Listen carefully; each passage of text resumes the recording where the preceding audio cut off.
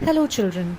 Today we begin with History, Class 6, Chapter 4, The Vedic Civilization. We have divided this topic into two parts. So, this is the part 1. Let's begin. The Vedic literature. The civilization that is based on Vedic literature is known as Vedic Civilization. The Vedas are considered to be our earliest literature. The Vedas were composed by many sages or rishis. Some Vedic hymns were composed by women. Vedic literature is in Sanskrit. Vedic literature is very rich and diverse. There are 4 Vedas: Rig Veda, Yajur Veda, Samaveda, and Atharva Veda. The Vedic texts are known as Samhita. Each Samhita has corresponding Brahmanas, Aranyakas, and Upanishads. Let's look at the meaning of the word Veda. The word Veda means knowledge. Derived from the Sanskrit root vid, which means to know, it denotes works containing knowledge, also known as Vidya. The most sacred and authoritative knowledge. Veda is therefore a book of knowledge. The word Veda does not refer to one single literary work, but indicates a whole great literature. Now, as I said earlier, there are 4 parts of Vedas: Rig Veda, Samveda, Yajur Veda, and Atharva Veda. Let's look at what these mean separately. Rig Veda Samhita. Each verse of the Veda is known as a richa. So, the Veda consisting of richas is called Rig Veda. Richa means a verse composed to praise a deity. When a number of richas are put together to praise a particular deity, the poetic composition is called a sukta. The Rig Veda consists of many suktas composed to praise different deities. The Samveda Samhita. The Samaveda provides guidance on singing Rig Vedic verses to set rhythm and tune at the time of yagna rites. The Samveda has contributed in a major way in laying the foundation of Indian music. The Yajur Veda Samhita. The Yajur Veda contains mantras uttered during a yagna. Yajur Veda provides guidance about how and when the different mantras must be chanted during yagna rites. This text includes the verses or poetic incantations and their explanation in prose. Atharva Veda Samhita. The Atharva Veda is named after Atharva Rishi. This Veda is different from the other 3 Vedas.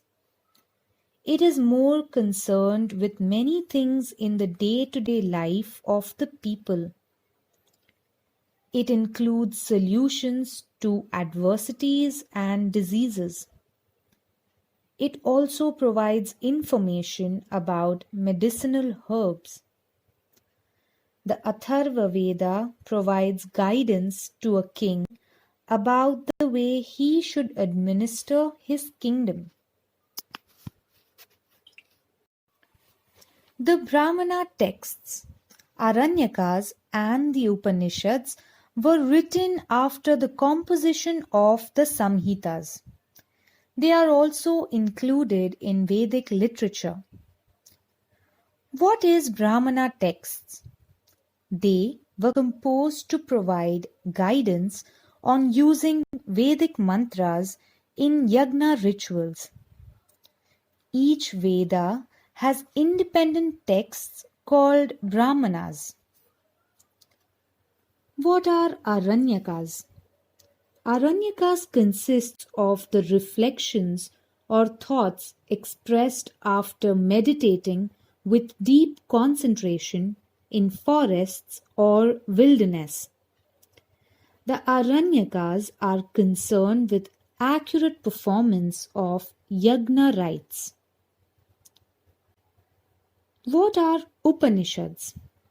The term Upanishad indicates knowledge acquired by sitting at the feet of the teacher. Human beings have always wondered about the events like life and death. It is not easy to find answers to them. The Upanishads discuss such serious and profound issues. The four Vedas, Brahmanas, Aranyakas, and the Upanishads were composed over a period of 1,500 years. During this long period, the Vedic civilization underwent many changes.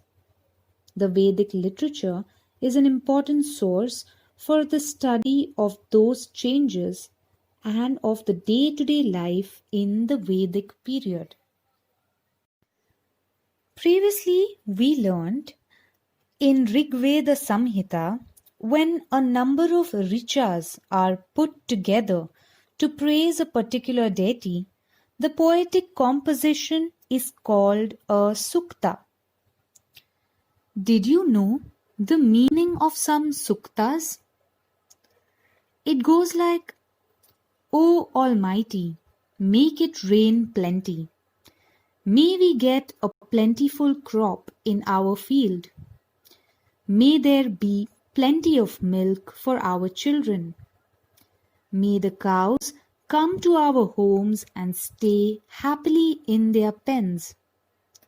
May they bear many calves. Arise, O people! Darkness has vanished. With the advent of dawn and sunlight comes. Dawn has awakened the whole world. Let us pursue our own occupations and earn riches. Also, another great fact. Do you know horsepower is a unit of measuring power, the rate at which work is done by an engine? Now that we've looked at few interesting facts, let's discuss what could be the cause that upset the cycle of nature. What attempts can you make to avoid it? For example, what will you do for effective management of drinking water when there is scanty rainfall? You can have a discussion with your friends and family and come up with good solutions for these questions. Thank you, children. That's all for today. We will continue this topic in the next part of the video. Till then, please go through the entire video again and try and understand what we discussed. If you have the textbooks, make sure you read them and try to understand the topics in it. Please feel free to ask any questions you may have.